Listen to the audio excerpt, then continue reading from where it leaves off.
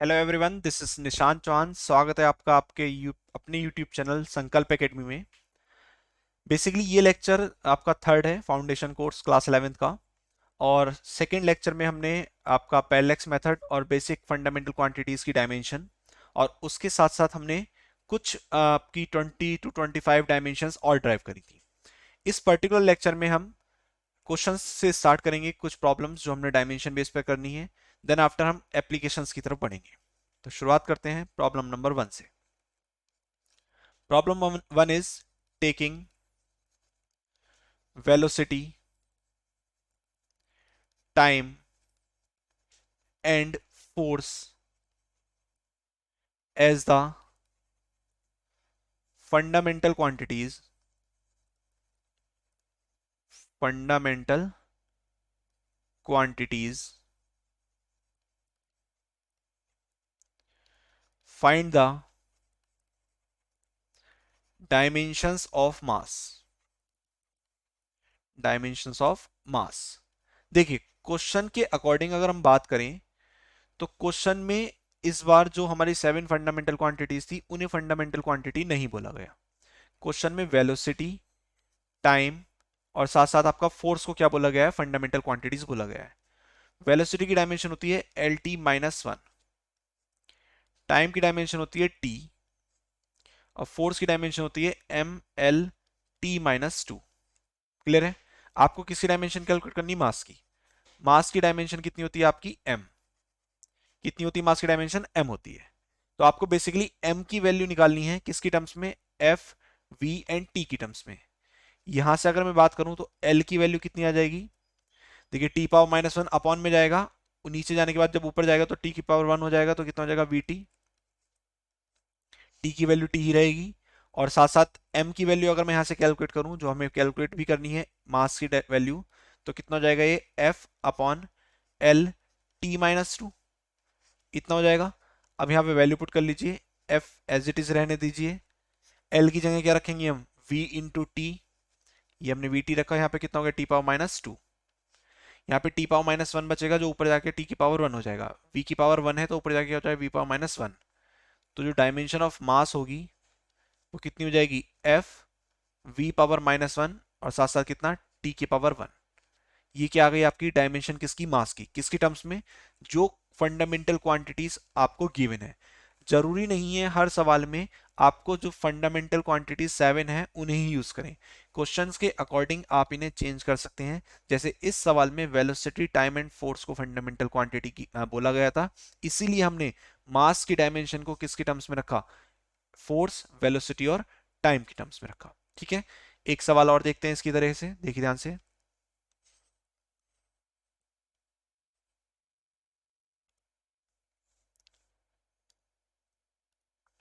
Problem number 2।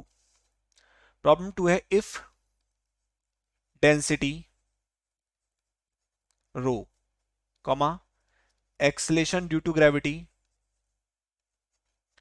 Acceleration due to gravity g, comma, frequency nu are the fundamental quantities, are the fundamental quantities, then find the dimension of force, find the dimension of force।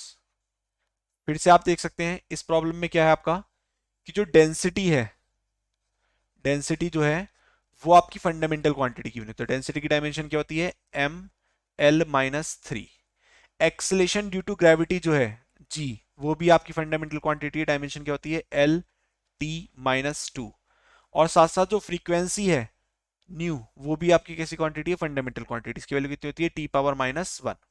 ठीक है, T power minus one का मतलब क्या हो गया? One upon T. क्या हो गया? One upon T. ये कितना हो गया? One upon T. तो यहां से जो टी की वैल्यू आ जाएगी वो कितनी आ जाएगी आपकी? One upon new. ठीक है, इस टी की वैल्यू को उठा के हम कहां पुट करेंगे? यहां पे पुट करेंगे अभी। उससे पहले आपको किसकी डायमेंशन निकालनी है? फोर्स की। और आप जानते हैं फोर्स की जो डायमेंशन होती है वो क्या होती है? M L T power minus two. कितनी होती है? M L T power minus two. तो देखेंगे ध्यान से वन बाय वन। टी की जगह हम यहाँ पर पुट करेंगे, यहाँ से हम एल की वैल्यू निकालेंगे। तो देखिए कितना हो जाएगा ये आपका, यहाँ से अगर एल की वैल्यू निकालें तो कितनी हो जाएगी आपकी, जी और T power minus two upon में जाएगा इसके, और ऊपर जाके क्या हो जाएगा, टी की पावर प्लस टू। तो ये कितना हो जाएगा, जी टी की पावर टू। ठीक है, अब टी की जगह क्या रखेंगे, वन अपॉन न्यू, और जैसे ही मैं यहाँ पे पुट करूंगा तो ये कितना आ जाएगा आपका, वन अपॉन न्यू रखेंगे तो वन अपॉन न्यू की पावर टू हो जाएगा, ऊपर जाके न्यू पावर माइनस टू हो जाएगा, तो ये कितना हो जाएगा, जी न्यू पावर माइनस टू। ये क्या हो गया आपका, एल की वैल्यू हो गई। किसकी वैल्यू हो गई आपकी, एल की वैल्यू हो गई। अब आप क्या करेंगे, इस एल की वैल्यू को उठा के कहाँ रखेंगे, यहाँ पे, और इससे किसकी वैल्यू निकालेंगे, एम की। तो देख सकते हैं आप, एम की वैल्यू कितनी हो जाएगी, देखिए एल पावर माइनस थ्री है, ये इसके अपॉन में जाएगा, फिर जब ऊपर जाएगा तो एल पावर प्लस थ्री हो जाएगा, तो कितना हो जाएगा ये, rho L power plus three. अब इनकी वैल्यू पुट कर लीजिए एल की यहाँ पर। तो जैसे ही मैं एल की वैल्यू यहाँ पे पुट करता हूँ तो कितना आ जाएगा मेरे पास, रो एल की पावर थ्री है, तो ये एल की वैल्यू है G nu power minus two, तो कितना हो जाएगा, G power three and nu power minus six. ठीक है, तो हमने क्या देखा, ये किसकी वैल्यू निकल गई हमारी, एम की वैल्यू निकल गई, और यहाँ पर ये किसकी वैल्यू निकाल रखी है हमने, टी की वैल्यू निकाल रखी है। आपने एम एल टी जो फोर्स की डायमेंशंस में आ रहे हैं, इनकी वैल्यू जो क्वेश्चन में फंडामेंटल क्वांटिटीज गिवन है, इनकी टर्म्स में कैलकुलेट कर ली। अब आपको क्या करना है, इन वैल्यूज को उठा के केवल फोर्स की डायमेंशन में पुट करना है। तो देखिए जैसे ही हम इसे पुट करेंगे तो ये कितना हो जाएगा, एम की जगह क्या आ जाएगा आपका, rho G power three nu power minus six. ठीक है, एल की जगह कितना आ जाएगा आपका, G nu power minus two, और टी की पावर कितना है, माइनस टू है, तो कितना हो जाएगा वन, देखिए यहाँ से टी की जगह क्या रखेंगे, वन अपॉन न्यू, तो वन अपॉन न्यू की पावर कितना हो जाएगा, माइनस टू, इसका मतलब न्यू की पावर कितना हो जाएगा, प्लस टू। ठीक है, इसे सॉल्व कर लेते हैं। तो यहाँ से फोर्स की जो डायमेंशन है वो कितनी आ जाएगी, रो जी की पावर थ्री, एक यहाँ पर है, कितने, जी की पावर फोर। देखिए न्यू की पावर माइनस टू, न्यू की पावर टू, बेस सेम है, पावर ऐड होंगी तो जीरो हो जाएगा, इसकी वैल्यू वन हो जाएगी, क्या बचेगा केवल न्यू पावर माइनस सिक्स। तो आपने क्या ऑब्जर्व करा कि ये हमने फोर्स की डायमेंशन जो क्वेश्चन में डाटा गिवन था, क्वेश्चन में जिसे फंडामेंटल क्वांटिटी बोला गया था, उसकी टर्म में कैलकुलेट करी।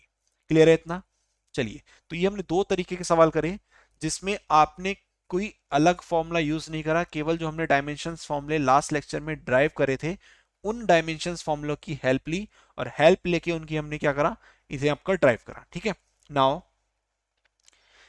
अब कुछ डिफरेंट टाइप ऑफ वेरिएबल और कॉन्स्टेंट्स होते हैं डायमेंशंस में। क्या होते हैं, different types of variable and constants. आप हैंड नोट्स बनाते चलें, जितना आपको कर रहे हैं इसमें प्रॉपर हो रहा है, आप नोट्स बनाते चलेंगे तो आपके नोट्स भी प्रिपेयर हो जाएंगे।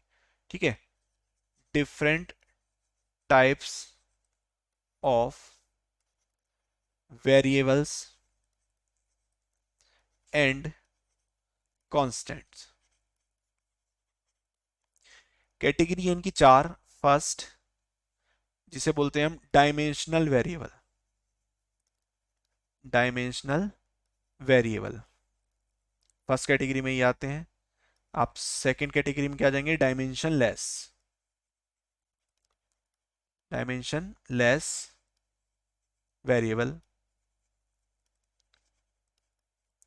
नंबर थ्री आते हैं आपके dimensional constant, dimensional constant, and the number four is dimension less constant, dimension less constant. देखिए एक एक करके बात करते हैं चारों की।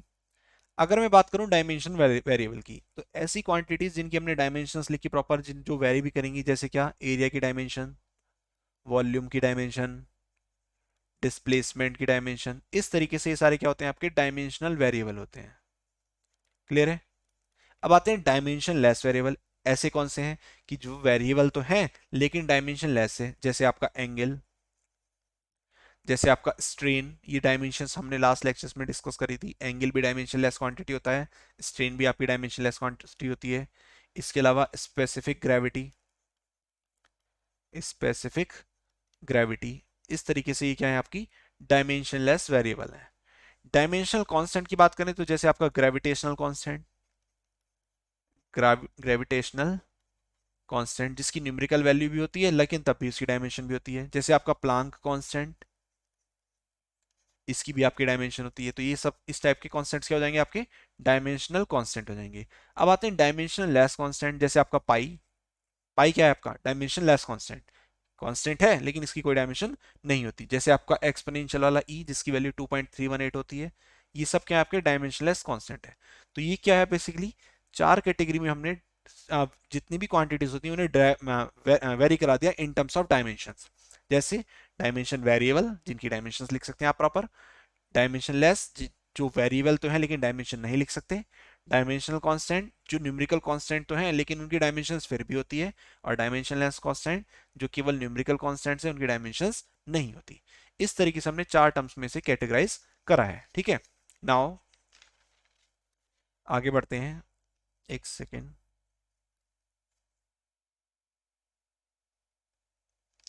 चलिए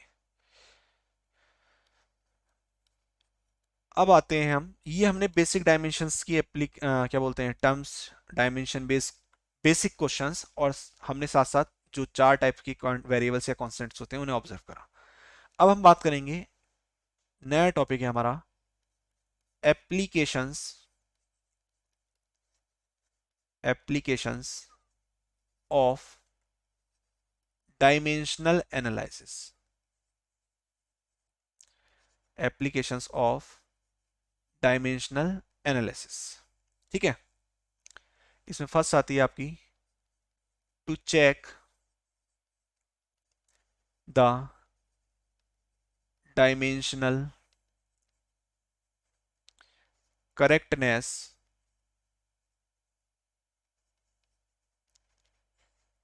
of a physical equation, of a physical equation. देखिए पहले थोड़ा सा हम इसके बारे में डिस्कस कर लेते हैं, तभी मैं इसे डिटेल में बताऊंगा। एप्लीकेशंस ऑफ डायमेंशन एनालिसिस की अगर मैं बात करूं तो ये अपने आप में मोस्ट इंपॉर्टेंट थिंग है। तीन एप्लीकेशंस होती है। पहली, जो भी आपकी फिजिकल इक्वेशंस गिवन है उसकी डायमेंशनल करेक्टनेस को चेक करना। दूसरी, न्यू फॉर्मूले को ड्राइव करना क्वेश्चन की डिपेंडेंसी के according. And third one is unit conversion करना। अब इंपॉर्टेंट क्यों होती है ये, कभी कभी ऐसे होता है कि हमें कोई फिजिकल इक्वेशंस प्रॉपर याद नहीं रहती, या फिर पेपर में क्वेश्चन आया है, चार ऑप्शन चार इक्वेशंस गिवन होती है, बोल देता है कि विच वन इज करेक्ट। तो ऐसी सिचुएशन में आप डायमेंशन एनालिसिस की हेल्प लेंगे। आप डायमेंशन एनालिसिस की हेल्प से चेक करेंगे कि आपकी इक्वेशंस करेक्ट है या नहीं है। Number two, derive new formula. होता क्या है, कभी कभी प्रॉब्लम हमारे सामने होती है, हमें ये भी पता होता है कि गिवन क्या क्या है, और हमें ये भी पता होता है कि कैलकुलेट क्या करना है, लेकिन हमें फॉर्मूला ड्राइव, फॉर्मूला जो होता है उसका यूज जो करेंगे हम वहाँ पर, वो हमें याद नहीं रहता। तो ऐसी सिचुएशन में हम फॉर्मूला ड्राइव कर सकते हैं, एंड देन वैल्यूज को पुट करके आप क्वेश्चन को सॉल्व कर सकते हैं। नंबर तीन, यूनिट कन्वर्जन। यूनिट कन्वर्जन आप देखते होंगे जितने भी आपने मोस्टली फिजिक्स की प्रॉब्लम्स करती होंगे, तो वहां पर हर जगह आपको क्या करना पड़ता है, यूनिट कन्वर्जन करना पड़ता है। आप मोस्टली प्रॉब्लम्स को एमकेएस सिस्टम में लाकर ही सॉल्व करते हैं। अगर कहीं पर लेंथ सेंटीमीटर में गिवन है तो आप उस प्रॉब्लम को सॉल्व करते हुए किस में कन्वर्ट करते हैं, पहले उसे मीटर में कन्वर्ट करते हैं। तो ये हेल्प है किसकी, यूनिट कन्वर्जन की। तो ये तीन एप्लीकेशंस हैं जिनकी अपने आप में बहुत ज्यादा हेल्पफुल हैं, और जो आपके फिजिक्स के न्यूमेरिकल्स कराने में आपकी बहुत ज्यादा मदद करेंगे। ठीक है, तो हम फर्स्ट एप्लीकेशन की बात करते हैं, to check the dimensional correctness of a physical equation. और इस इक्वेशन को समझने से पहले एक कंसेप्ट होता है, वो आपको पता होना चाहिए। क्यों, क्योंकि डायमेंशनल करेक्टनेस को भी हम किसकी हेल्प से फाइंड कर सकते हैं, by use of principle of principle of homogeneity. Principle of homogeneity की हेल्प से आप क्या फाइंड कर सकते हैं कि आपकी जो फिजिकल इक्वेशन है वो डायमेंशनली करेक्ट है या नहीं है। अब कैसे कर सकते हैं, तो देखिए ध्यान से।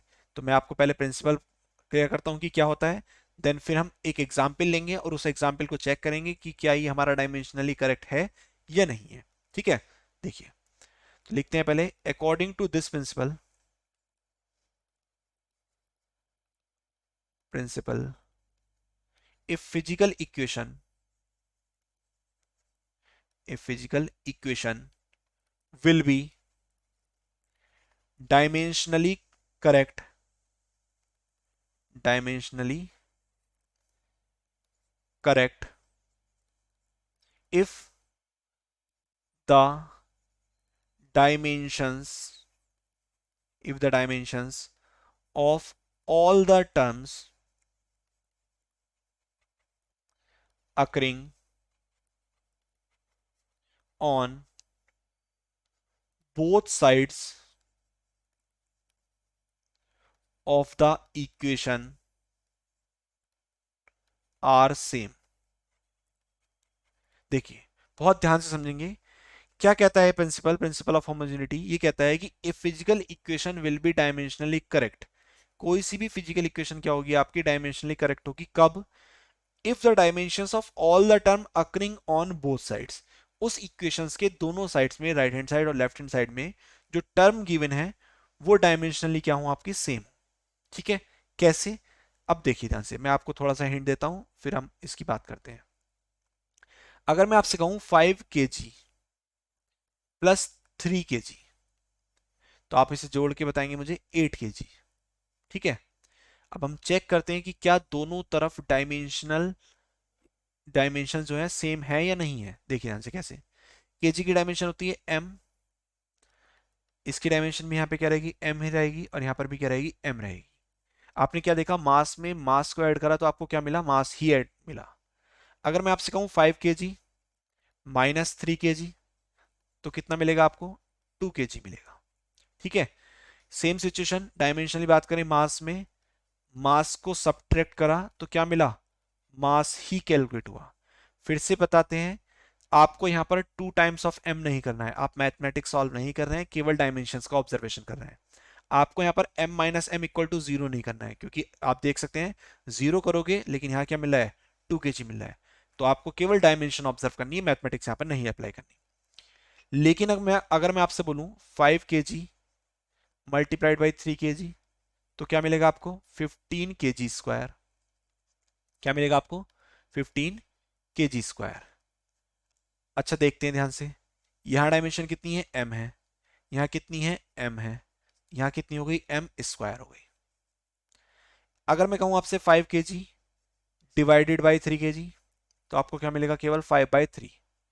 इधर डायमेंशन m, इधर डायमेंशन m, और ये क्वांटिटी क्या हो गई, डायमेंशन लेस हो गई। तो मेन मोटिव ये है कि एडिशन के ऑपरेशन में यूनिट चेंज नहीं हो रही, सब्सट्रैक्शन के ऑपरेशन में यूनिट चेंज नहीं हो रही, डायमेंशंस भी सेम है इसी वजह से।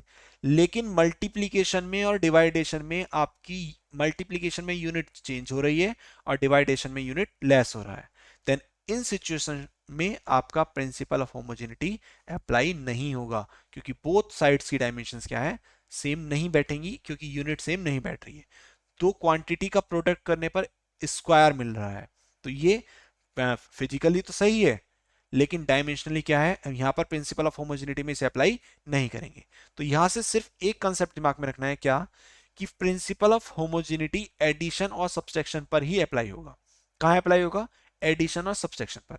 अब एक एग्जाम्पल लेते हैं और इस एग्जाम्पल की हेल्प से मैं आपको समझाता हूं। देखिए ध्यान से, एग्जाम्पल लिया मैंने, s equal U T plus 1/2 A T square. क्या लिया example, s equal U T plus 1/2 A T square. Right dimensions on both sides, right dimensions on both sides. जब मैं दोनों साइड्स की डायमेंशंस लिखने की बात करता हूं, तो मुझे पता है s की डायमेंशन होती है l, u की क्या होती है lt-1, t की डायमेंशन आपकी t ही रहेगी, प्लस 1/2 एक न्यूमेरिकल कांस्टेंट है, इसकी डायमेंशन नहीं रहेगी। a की डायमेंशन क्या होती है lt-2, और यहां पर t की पावर कितना है, 2 है।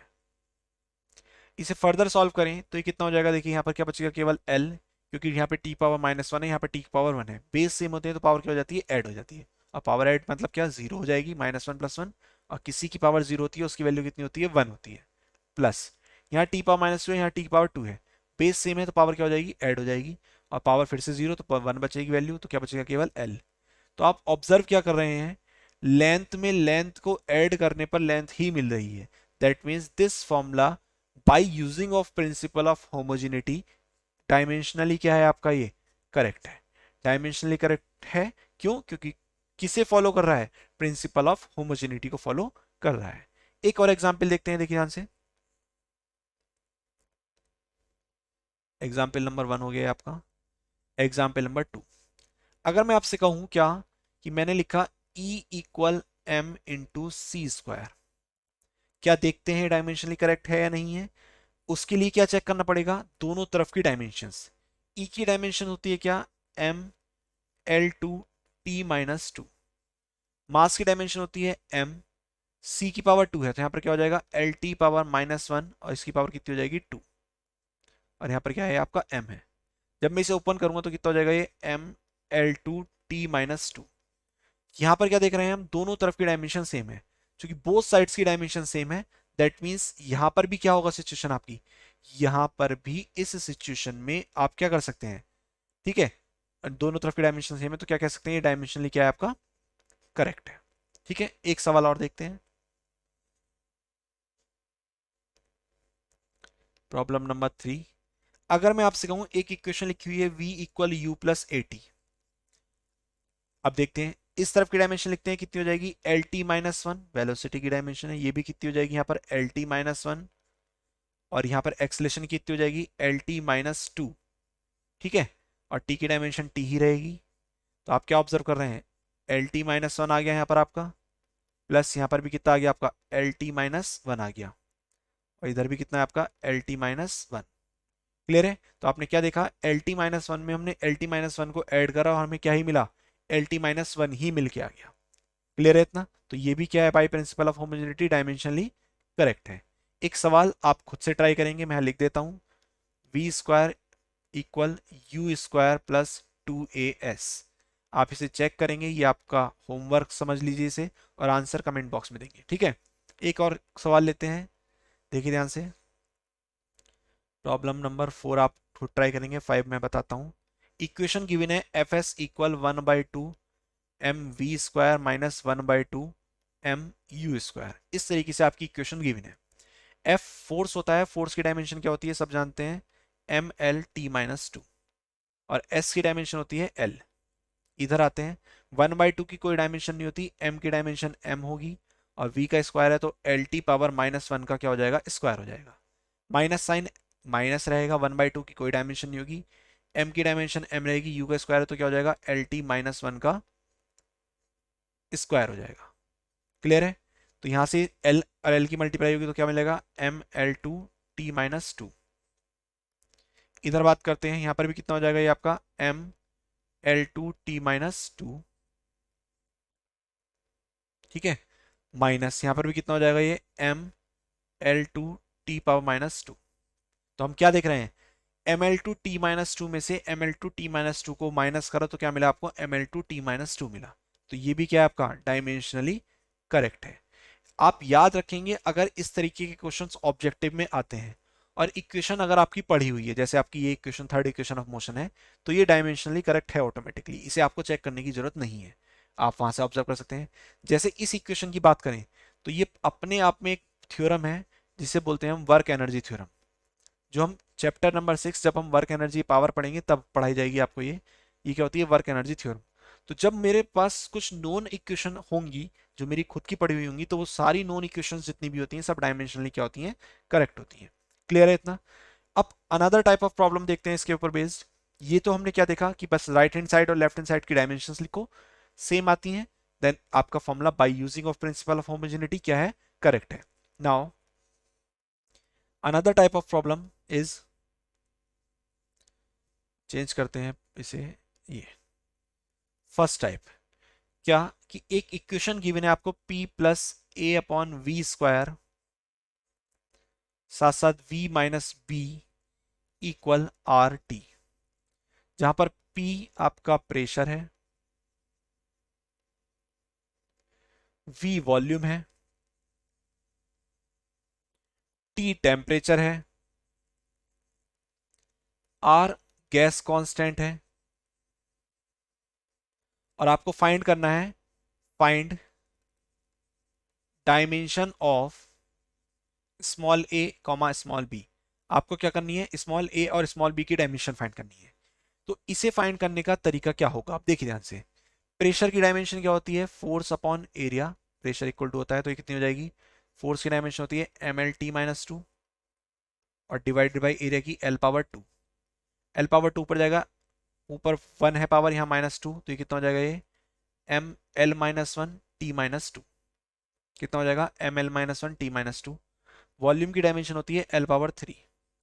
ठीक है, टेम्परेचर की डायमेंशन क्या होती है, केल्विन में मेजर करते हैं। इसकी कोई जरूरत नहीं है, ना तो हमें टेम्परेचर की भी जरूरत है, क्यों नहीं है जरूरत, देखते हैं ध्यान से। हमने प्रिंसिपल ऑफ होमोजेनिटी आपको पढ़ाया, और प्रिंसिपल ऑफ होमोजेनिटी पढ़ाते हुए आपको एक बात बताई, क्या, कि हम केवल उन्हीं क्वांटिटी को ऐड और सब्ट्रैक्ट कर सकते हैं जिनकी डायमेंशन क्या होगी, सेम होगी। मैंने आपको एक एग्जांपल लिया था 5 kg वाला और 3 kg वाला, तो आप यहाँ क्या देख सकते हैं, यहाँ इस पर्टिकुलर टर्म में दो क्वांटिटी ऐड हो रही है, यहां पर क्या हो रही है, दो क्वांटिटी सब्ट्रैक्ट हो रही है। इसका मतलब इन इंडिविजुअल क्वांटिटीज की डायमेंशंस क्या रही होगी, सेम रही होगी। यहां पर भी इन दोनों क्वांटिटीज की और यहां पर भी इन दोनों क्वांटिटीज की डायमेंशन सेम रही होगी। क्लियर है, देखिए ध्यान से अब। तो इसका मतलब क्या हो गया, जो डायमेंशन ऑफ v होगा वही क्या होगा, डायमेंशन ऑफ b, क्योंकि सब्ट्रैक्ट हो रही है। तो वॉल्यूम की डायमेंशन क्या होती है, l⁻3, तो b की डायमेंशन क्या आ जाएगी आपकी, l³। ठीक है, अब इधर बात करते हैं, जो डायमेंशन ऑफ p होगा वही क्या होगा, डायमेंशन ऑफ a/v²। अब हमें किसकी डायमेंशन निकालनी है, a की, तो v² को किधर ले जाएंगे, इस तरफ ले जाएंगे। तो जो डायमेंशन ऑफ a होगा वो किसके इक्वल आ जाएगा, dimension of p multiplied by dimension of v²। ठीक है, अब इनकी वैल्यू पुट कर लीजिए, देखिए ध्यान से। p की डायमेंशन कितनी आई हमारी, ml⁻⁻1 t⁻², और v का स्क्वायर मतलब क्या, v की डायमेंशन क्या है आपकी, l³ वॉल्यूम की, और उसका स्क्वायर करेंगे तो l की पावर कितना हो जाएगा, 6 हो जाएगा। ठीक है, इसे सॉल्व करेंगे तो कितना जाएगा, ये ml⁻5 और t⁻²। तो आपने क्या देखा, यहां हमने b की डायमेंशन निकाली, और ये किसकी डायमेंशन निकल के आई है, a की डायमेंशन निकल के आई है, ml⁻5 t⁻²। कैसे, by using principle of homogeneity. क्या ऑब्जर्व करा, कि कौन सी क्वांटिटी ऐड हो रही है और कौन सी क्वांटिटी क्या हो रही है, सब्ट्रैक्ट हो रही है। जहां पर भी एडिशन या सब्सट्रैक्शन होगा, उन दोनों क्वांटिटीज की डायमेंशंस इंडिविजुअली क्या होगी, एक दूसरे के इक्वल होगी। क्लियर है इतना। अनदर क्वेश्चन देखते हैं, इसमें देखिए ध्यान से, इसको स्क्रीनशॉट्स लेते रहे आप, जिससे आप नोट्स प्रिपेयर कर लें अपने। ठीक है, नाउ सेकेंड क्वेश्चन इज, एक इक्वेशन गिवन है f equal a√x plus b t²। ये आपकी इक्वेशन गिवन है, जहां पर आपको f गिवन है, फोर्स है, तो फोर्स की डायमेंशन क्या होती है, mlt-2। x आपका डिस्प्लेसमेंट है, तो उसकी डायमेंशन क्या होती है, l, और t आपका टाइम है, तो डायमेंशन क्या होती है इसकी, t। ठीक है, चलिए नाउ अब हम क्या करेंगे, अब हम इसे चेक करेंगे क्या, और आपसे बोला गया है कि find dimension of small a and small b।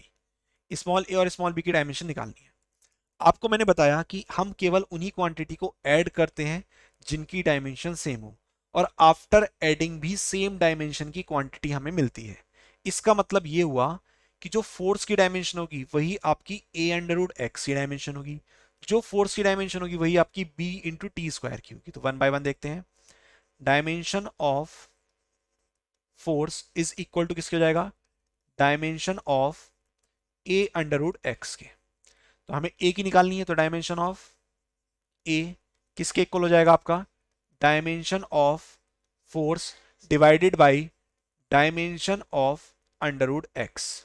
Clear है, फोर्स की डायमेंशन कितनी होती है, mlt-2 डिवाइडेड बाई x की डायमेंशन l, उसका क्या है, स्क्वायर रूट है, तो यहां पर क्या हो जाएगा, l⁻1/2।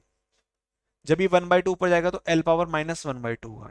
देखिए ध्यान से सॉल्व करते हैं इसे, तो ये कितना हो जाएगा, mlt-2, और साथ साथ ये कितना आ गया आपका, l⁻−1/2। यहां पर l की पावर 1 है, यहाँ -1/2, जब ऐड होंगे तो 1 - 1/2 क्या बचेगा, 1/2 बचेगा। तो कितना हो जाएगा, m l की पावर 1/2 और t पावर कितना, -2। ठीक है, ये किसकी डायमेंशन आ गई, आपकी a की डायमेंशन आ गई, m l⁻1/2 और साथ साथ कितना, t पावर -2।